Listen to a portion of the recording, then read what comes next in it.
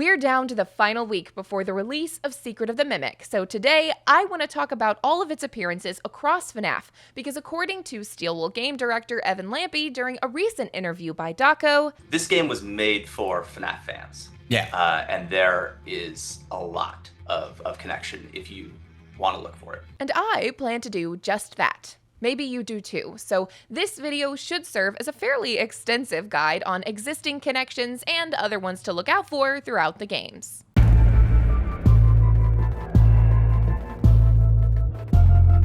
Hi, I'm Nervous, whether you're new or old to the channel, and before we get started with the video, I just want to say Happy Pride Month to all of my LGBTQIA++ viewers. You are safe here and you are seen here. I also want to point out that you don't have to be out to anyone for Pride to be about you. I understand how complicated that step can be, and sometimes you're just not in a safe place to come out. I don't think anyone should pressure you to do that until you're ready. Some other things to remember are that passing isn't necessary to be trans, and gender-affirming healthcare can and should always include cis people as well. We should all have access to gender-affirming healthcare, no matter what gender it is that we are affirming within ourselves. I heavily encourage you to take some time this Pride Month, whether you are straight, gay, trans, non-binary, gender fluid, asexual, pansexual, I don't care. Take some time and just learn a little bit about queer history. I know this is a channel about online horror content, but the queer community actually has a fair bit of overlap with the horror genre, and I would personally feel uncomfortable having this platform, not using it to talk about the things that matter to me. Okay, let's talk about FNAF. First, let's talk about what exactly the Mimic is, what it isn't, and what it might be. The Mimic was an invention by Edwin Murray, who in the books is an employee of Fazbear Entertainment and former owner of his own appliance company. In the games, however, it appears he still does own Murray Co. and Murray's Costume Manor, and Fazbear contracts work out to him.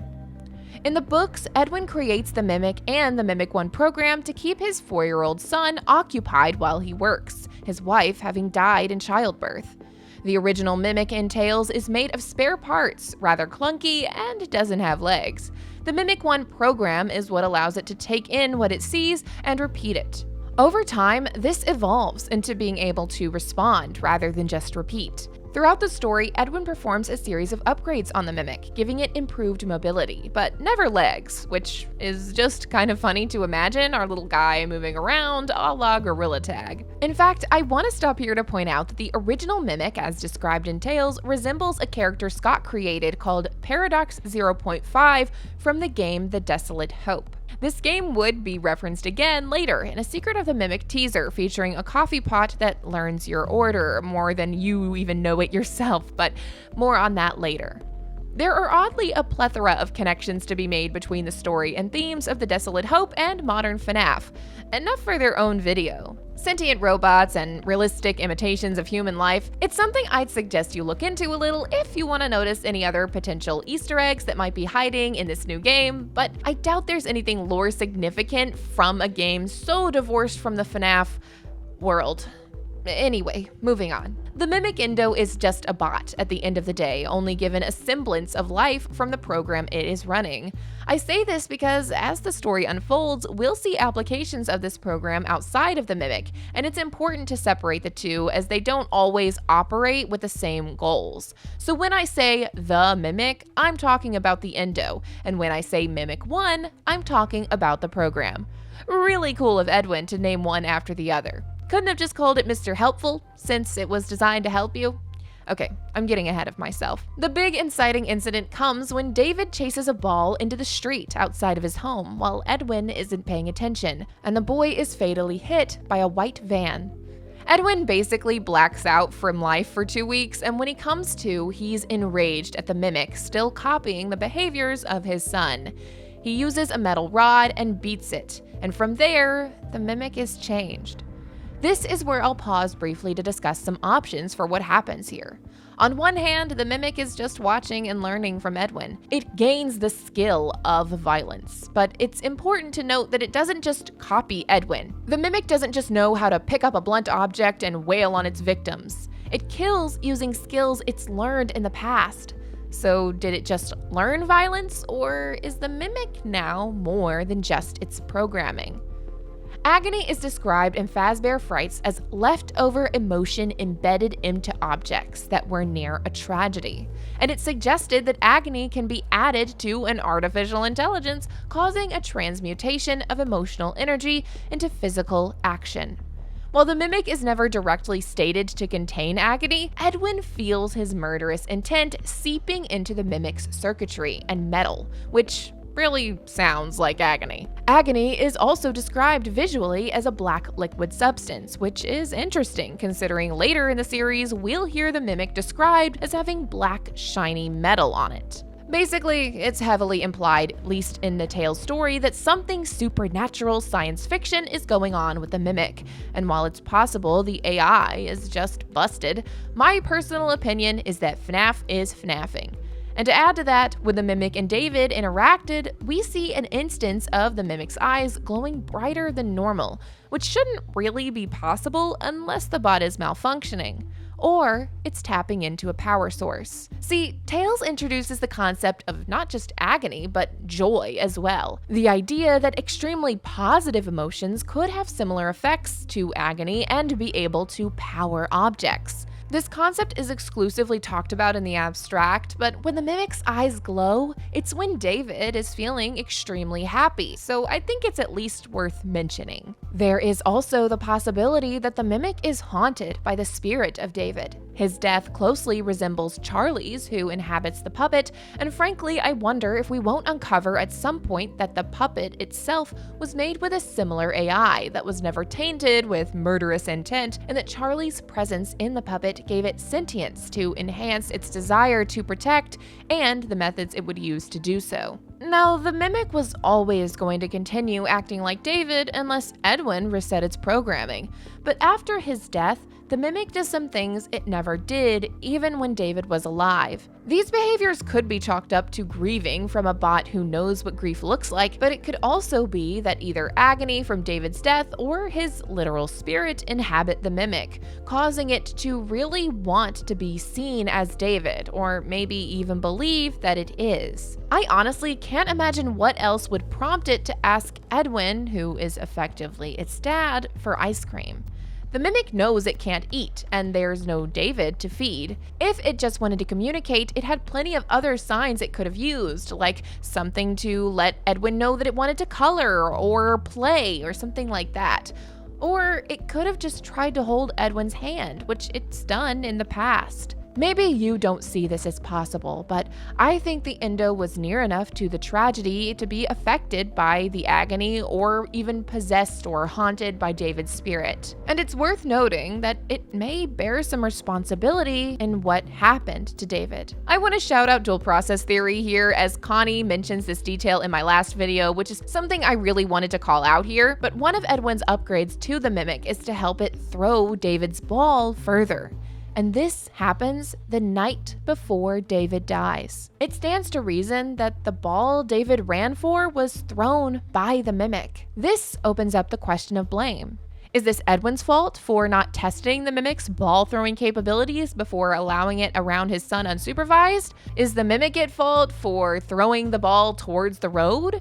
Could this have been prevented? And why was the door to Edwin's factory even open? Not only is it possible that the bot just didn't know its own strength until the ball had been thrown, maybe it broke a window and that's why it went into the road, but it's also possible that the mimic opened the door itself and did this on purpose. Alternatively, maybe David opened the door on his own for some reason. It's hard to say for sure, but these are all things I want to mention in case we see any further evidence for what exactly happens within the games. And I briefly want to mention that the idea of the mimic doing something on purpose to hurt David came into my head because the mimic is in the same book in Tales as Nexie. This story features a Buddytronic doll that is meant to be a companion to a child, but something in the creation of Nexie strategy goes wrong. And it's interesting to me that it goes wrong as the storyteller has been implemented into the Pizzaplex. If you don't know, the storyteller is an instance of the Mimic 1 program, so there is a connection to be made between the Mimic specifically and Nexi within the Tales books. This doll goes on to kill and attempt to replace its owner, so that is where I got the idea that potentially the Mimic saw itself as David so much that it wanted to replace him and be Edwin's true son. But that theory aside, that is, for the most part, the tragedy of the Mimic and the Murrays within Tales. After beating the Mimic so much it couldn't move, Edwin abandoned the factory, and months later, some Fazbear techs were sent to presumably retrieve the Mimic. The first team found the bot and fixed it up, giving it legs and getting it back in working order. It thanked them by trapping them inside the building and murdering them in a gruesome fashion. The second team came in to discover the mess left behind and were similarly trapped and murdered. It's here we first see the Mimic hiding in mascot suits to hunt its victims, something it learned to do from David. Not hunt people, but dress up in costumes. It wore a pink and yellow jester costume, a fuchsia mushroom costume, and a purple lion costume. In the new game's trailer, we've seen a cutout of the jester, a little figurine of the mushroom, as well as a blue version of the costume. And we've seen a lion costume in Ruin, but it's a different color. These are more than likely at least nods to the books. This story establishes the origins of the Mimic's behavior in the epilogues, which are spread throughout all 8 Tales books. These take place during the construction of the Pizzaplex, decades after the Murray Factory massacre. The first epilogue tells of a group of workers sent to clear out the old Freddy's Pizzeria to get it cleaned up and possibly turned into a museum that will live inside the new Mega Pizzaplex. Based on what we know about this pizzeria and the pizzeria that is found under the Pizzaplex in the games, it is presumed to be the FNAF 6 pizzeria. A truck comes and delivers a set of shiny new animatronics, and one old one that looks like it survived a fire. The Mimic. Nobody knows what this bot is or how it got shipped with a bunch of state-of-the-art animatronics, but one worker with a background in robotics decides to instruct the old bot to dismantle the old endoskeletons and pile them up. It is said to speak in a flat, deep voice. It does its assigned task with ease, but quickly identifies the humans in the room as endoskeletons and disassembles them. Again, we see the endo doing a task it was programmed to do, but misconstruing the instructions and going on a murder spree. It is contained by being cemented into the old pizzeria. Sometime later, while the Pizzaplex is still under construction, a group of teenagers sneak into the pizzeria in an ill-fated, thrill-seeking experience. To save precious time, I won't be detailing every gory scene and the weird love polygon taking place among the group, and will instead just say the names of the teens I'll be specifically referencing: Jace, the cowardly artist, Kelly, the hot freaky genius girl, and Lucia, the final girl. I will say though that the story in its entirety is honestly very well written, and I could mostly overlook the amount of times someone in the group exits survival mode to ponder on their romantic interests. The first thing of note is that once again, we see the Mimic trap its victims, this time by crushing the metal chute they used to enter the pizzeria. I find this pattern interesting, as the Mimic was never taught to trap that we've seen, and even if it's an endo designed to learn from what it sees, we don't really see a clear instance of the Mimic witnessing something like this. My only thought is that possibly after David died from getting outside, the Mimic instinctively closes exits. The fact that it goes on to murder anyone in the vicinity is a bit ironic, but we know this instinct to block off exits has existed since it was at the factory, so it has to be something it picked up on in its time with Edwin, or that it learned on its own before the Fazbear technicians came in. Another thing I want to call out is that as the teens walk past the dismembered bodies in the pizzeria, one notes that they seem to pulse with malevolent intent. This feels like another potential instance of agony within the pizzeria, or at least another instance of strong emotions emanating from a tragedy-stricken area. It could also just be descriptive language, but we have to stop to wonder what exactly is powering the mimic in this pizzeria. It could be able to charge itself or change its battery, since that's a skill it would have learned, but there would need to be a compatible charging station or battery in the area, and I struggle with that being the case since this pizzeria has been cemented over before the place was even finished being cleaned up, much less the electronics repaired. There could be a generator somewhere, but the question would remain of how exactly it is getting that power. This, paired with the fact that the mimic is called out to have an effect on the electricity in the area, seems like power is emanating from the endo itself. It's not something called out once or twice, but confirmed that anywhere the endo is, the lights can flicker or completely go out. And it's clear that this isn't something the mimic has control over, as it's inconsistent, and at one point it stops a fan that almost gives a teen the chance to escape through a vent. Almost.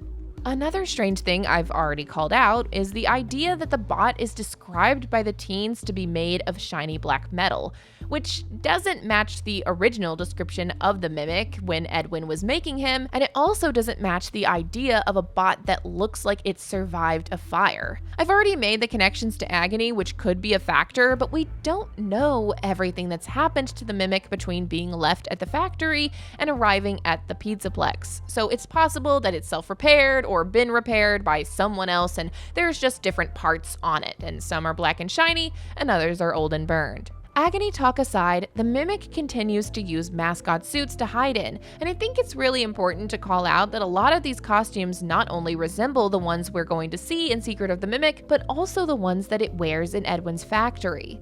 This suggests that the costumes were transported from the factory to this location, but that the mimic was stored elsewhere. Here is an extensive list of the mascot suits called out in the epilogues: a poodle dog, a dog with its tongue sticking out and floppy ears, a monkey, a yellow cat, a blue spotted dog, a yellow and pink court jester springlock suit, a rodent, a fuchsia mushroom costume with overalls, a dark brown gopher, a black bird, a green lizard, and a tiger costume with flat fur and holes in it. While Jace draws rabbits on a tablet, something that I just find interesting enough to call out, Kelly and Lucia find an old radio in the pizzeria and are able to fix it up enough to hear a voice saying it's trapped behind the stage. This ends up being the first instance we experience of the mimic using a human-like voice to trick its victims. It does seem as if the mimic can only use words and phrases it's heard in the past, as it repeats without much detail that it's trapped and asks for help. This feels as good a time as any to call out that I'm not 100% sure when the mimic learns to speak. It definitely doesn't during the mimic story, so this would have to be something that happens in between it being in the factory and being delivered to the pizzeria. When it arrives at the pizzeria, it's described as having that flat, deep voice, so it seems at some point a voice box was installed, either by it or by another technician. And it's possible this voice box came from another mimic endo, as the group learns about these endoskeletons from an operator's manual describing a mimic model 1 and 2, both with retractable limbs and torsos. They also find an old notebook written by someone in the original Fazbear Entertainment animatronic creation team. It details the way a whole mimic line was created and programmed to watch and learn, and Lucia calls out that programming as too tricky. This is confirmed by both pieces saying that any mimics encountered should be disassembled immediately. The endos were said to begin mimicking people in ways that weren't intended. This call out of a whole line of Mimic 1 endos being made in the 80s suggests that, at least in the books, all of the original Fazbear animatronics were Mimic 1 endos. The end of the old notebook is hard to read, but Lucia can make out the words misconstrue, scared, potential disaster, and deactivate remaining endos. And with this line of thinking, I have to wonder if they're describing an infamous bite. Just throwing it out there, but if the Mimic endos were designed to watch and learn, one could have easily thought the appropriate response to having something or someone put into its mouth would be to bite down, just like all the other patrons would do with a piece of pizza. This could be hinting at a world where the animatronics were never haunted, but just poorly programmed, or they had a bloodlust brought on by being infected with the same agony as the original Mimic if the company wasn't able to obtain or create a clean copy of the Mimic 1 program. Alternatively, it could just be explaining that the animatronics, due to their advanced AI, were particularly fueled by agony and/or spirits, which allowed them to be as animated as they were after William Afton's dark deeds. We have no confirmation of this AI being a part of the in-game animatronics outside of the Mimic and the Glamrocks, but it is something to keep in mind as Steel Wool continues to unravel the secrets of the Mimic. I don't personally hope for it to be the case that there is no agony or haunting involved in the original FNAF stories, but this is all about possibilities, so I am including it. Back to the epilogues. The teens decide the Mimic must have seen a game of hide and seek, which is why it's acting the way it is, and it's not actually malevolent, but trying to follow its programming. They try to lure the Mimic into a trap, but it proves difficult since it's able to adapt to their behaviors. In the 7th epilogue, we get a moment with just the Mimic as it reasons through what to do, calling upon previous things it's seen to help it decide. It also refers to a teen as a boy unit, suggesting it knows how to decipher gender and age. I find this noteworthy as it seems to be saying that the Mimic at least should know the difference between a human and an endoskeleton. You can chalk it up again to faulty programming, but this is another moment that suggests to me that something deep inside the Mimic is influencing it to kill, that no matter what it's told to do, it's twisted into murderous intent. Near the end of the story, the 2 remaining teen girls try to hide inside mascot suits to keep the Mimic from recognizing them as endos. And at one point, the Mimic turns into a 9-legged spider, which I have to wonder if it was designed to be able to do so it could fit into a Music Man of sorts. We know there's going to be a kind of Music Man in this new game, so I'd be interested to see if the in-game Mimic will contort itself to fit into that suit as well. The contorting that is truly hard to imagine coming from an in-game Mimic, however, is when this endoskeleton turns into a snake-like series of segments to escape a costume Lucia was able to tie rope around the feet of. She's ultimately able to lure the endo into a springlock jester costume, and then, using a metal rod that I'm sure the Mimic found all too familiar, she beat it. Oddly enough, it took a lot more effort than expected to set off the spring locks, suggesting that either these spring locks are just so old they don't work properly, or that there was at one point a series of spring lock suits that were a lot more functional. Regardless, eventually she succeeded in setting off the spring locks, and viscous black fluid flowed from the endo. Lucia used the switch on the back of its neck to disable the Mimic for good, and made her way to freedom.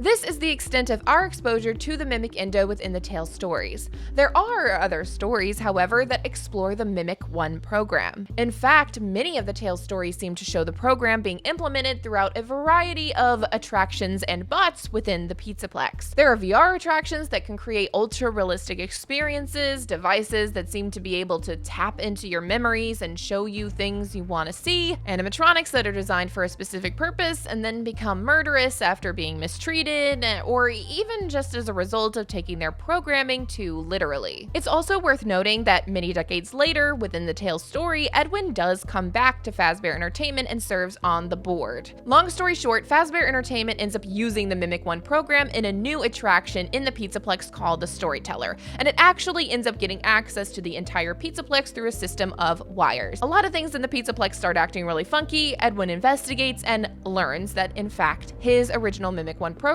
is being used in the Pizzaplex. Ultimately, he sneaks into the area where the main part of the Storyteller is kept and apologizes to the Mimic 1 program over and over and over again until he runs out of oxygen and dies. That is quite the oversimplification of that story, and you can learn more about it here, but just in short, it seems that Edwin does ultimately realize that he is in some capacity responsible for what happened to the Mimic's program.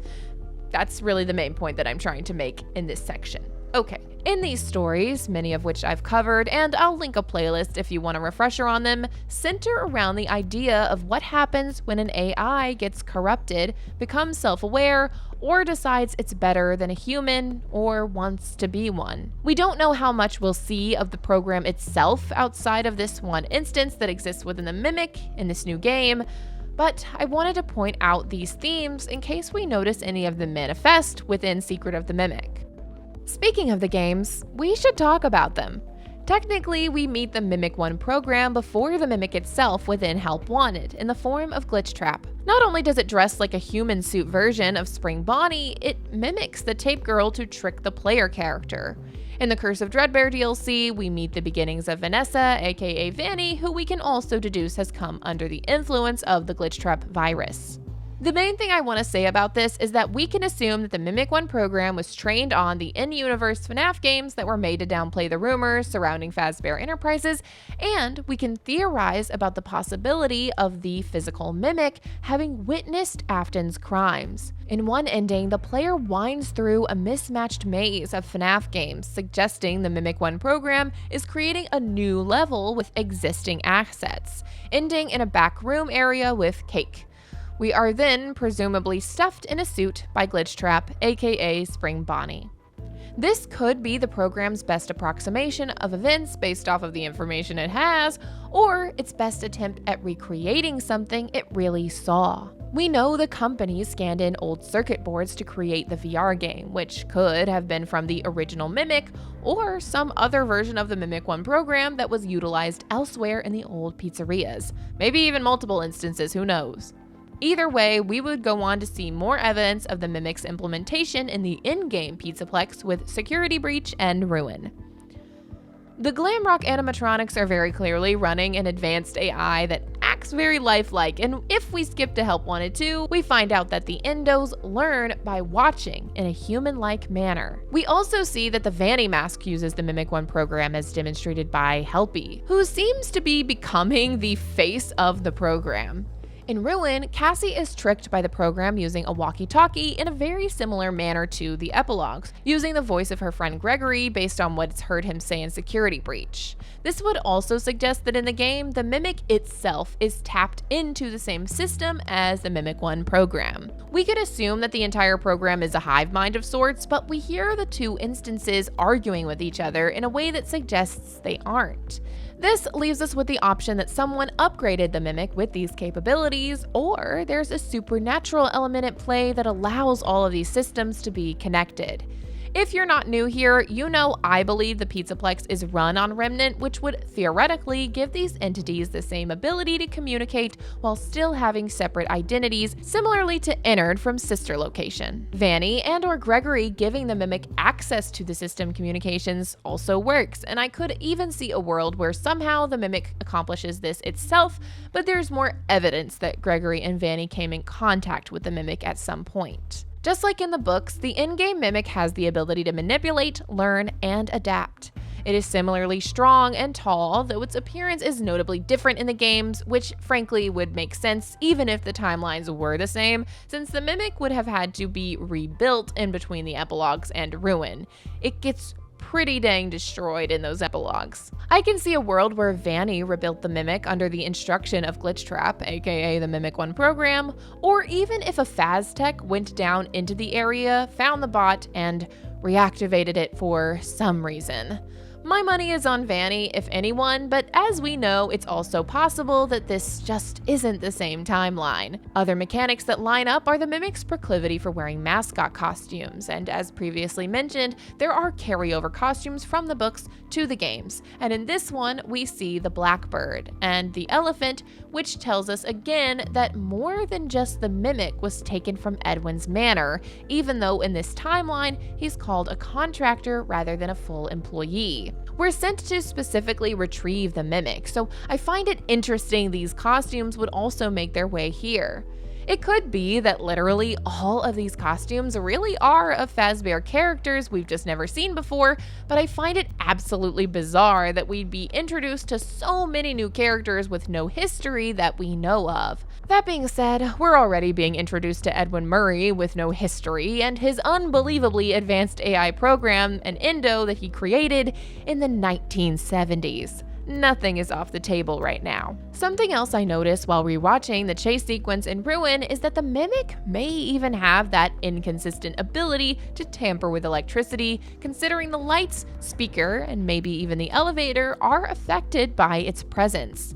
This could be a carryover from the books, or just a series of coincidences. Connections between the games and books that are absolutely certain, however, are that Edwin made the Mimic and the Mimic 1 program. He abandoned the Mimic inside his place of work, and the Mimic is feeling murdery, and it has a connection to a white tiger with a blue eye and a green eye. I didn't mention this earlier, but David has a plush white tiger named Tiger. And in the Tales stories, Tiger Rock and the Storyteller, the Mimic 1 program takes on the appearances of a white tiger with one blue eye and one green eye. Other likely connections are the Mimic's closeness to a child of Edwin's, it developing its own language, and the Mimic 1 program's implementation in some fashion throughout the entire Pizzaplex. Things that seem different from the games and books are mainly to do with Edwin's story. What's most important to call out are these teasers we've been getting every week from Steel Wool, which suggest his company was successful, and he went on to invent many appliances that have eerily similar features to the Mimic. Based on the family unit present in these teasers, I've theorized that the main split between timelines is whether or not Edwin's wife dies in childbirth. It's fairly clear that Murray's family is what's being depicted here, and it almost seems as if in this world, the whole concept of a learning AI was created simultaneously as something that could be your friend, but also serve a household function like cleaning or organizing. Only time will tell which came first, the Mimic or the Cleanovac. And Daco's charity stream for the Trevor Project revealed something the trailer hinted at, Mr. Helpful. The first iteration of Helpy, who also seems to appear as Helper in the computer systems at Murray's warehouse. The fact that this fun-time colored bear existed all the way back before Freddy Fazbear's Pizzeria even opened is difficult to process. But that aside, it could very well be the first iteration of the Mimic 1 program being implemented into a Helpy, setting it on its path to be the face of the program. It could even be alluding to the fact that the Fun Times would go on to operate with this same program, or that there was an older version of all the Funtime animatronics that existed within the carnival or Fall Fest.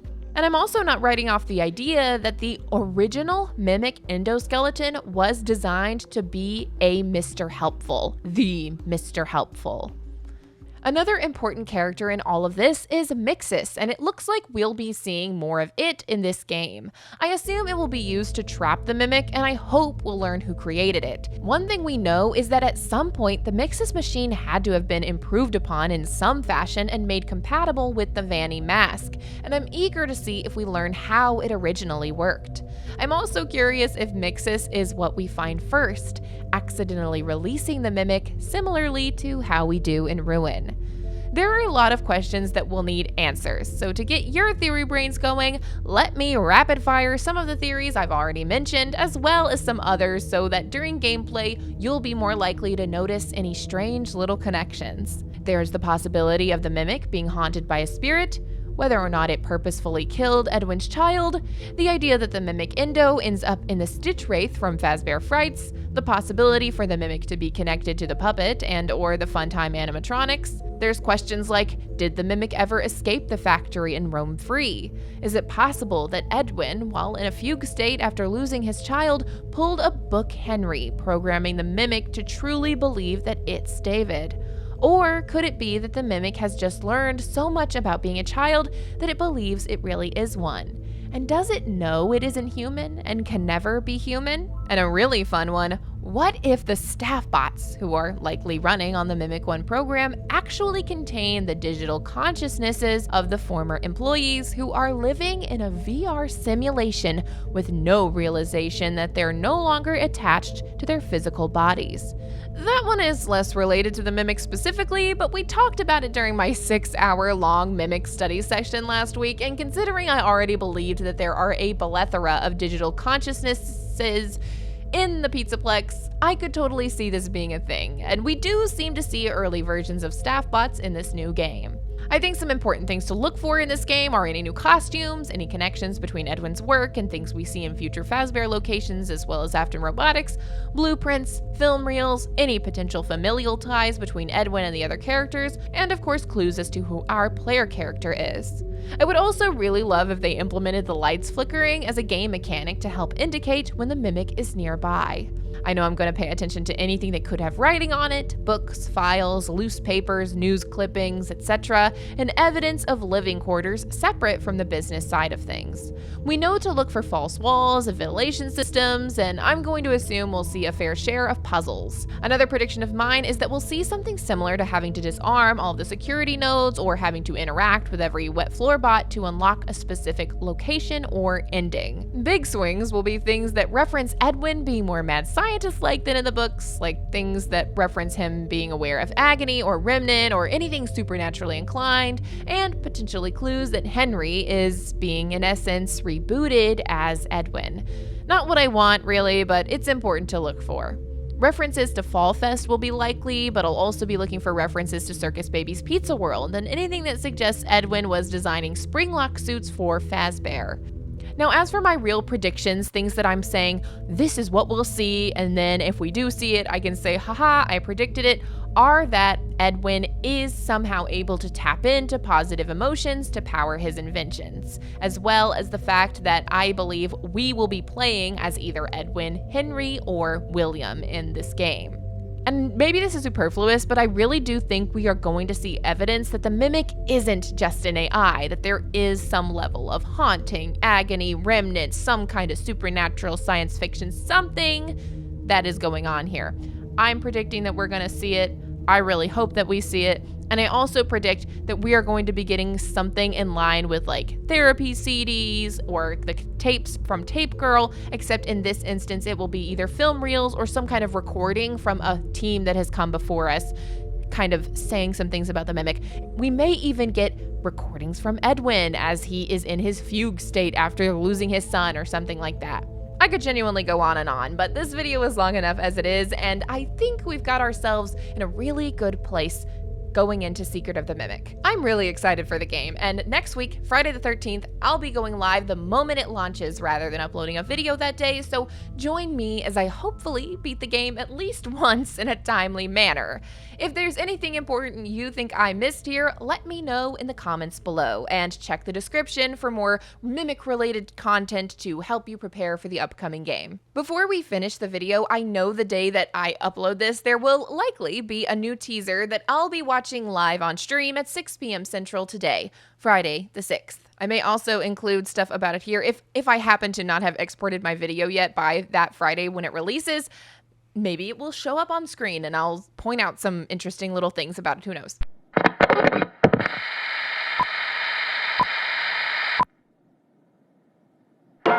Bring the magic and whimsy of the Mycelium Men home with you today.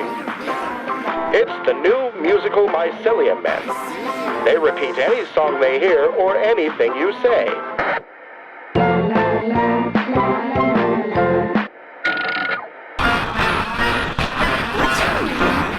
It's like having your very own band or a friend. Wow!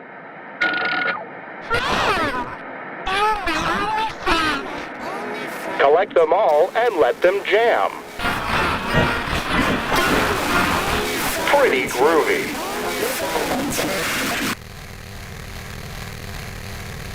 Thank you so much for watching. Don't forget to like the video if you enjoyed it, and if you haven't already, subscribe to become a part of the Nervous System. I put out videos every week and go live on Wednesdays and Fridays usually, but if you can't wait, there are videos on the screen right now just for you. Okay, bye!